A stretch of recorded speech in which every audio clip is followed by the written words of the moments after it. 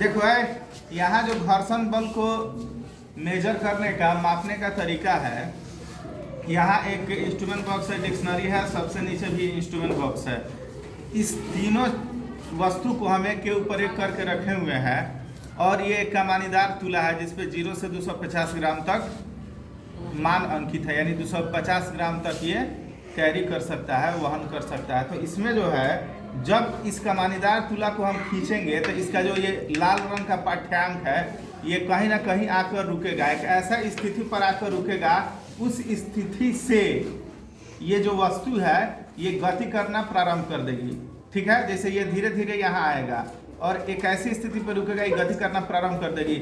उस बिंदु का जो मान होगा वही मान इस पर लगने वाले, इसके सतह और कॉपी के बीच लगने वाले घर्षण बल का मान होगा।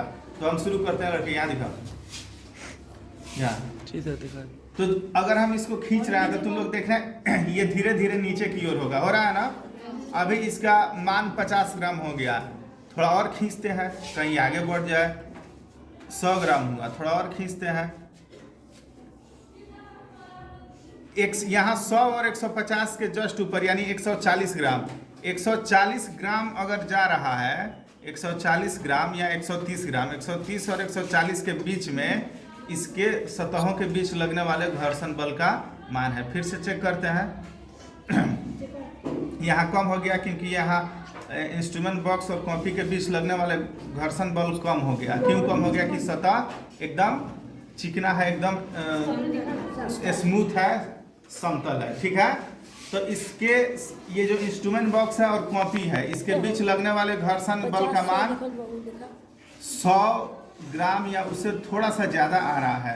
अब अगर हम इस कॉपी को हटाएं और इसको बेंच पर रखें तो बेंच थोड़ा सा रुखरा सतह है, इस पर घर्षण बल का मान बढ़ जाएगा और इसका मान 100 से ज़्यादा हो जाएगा।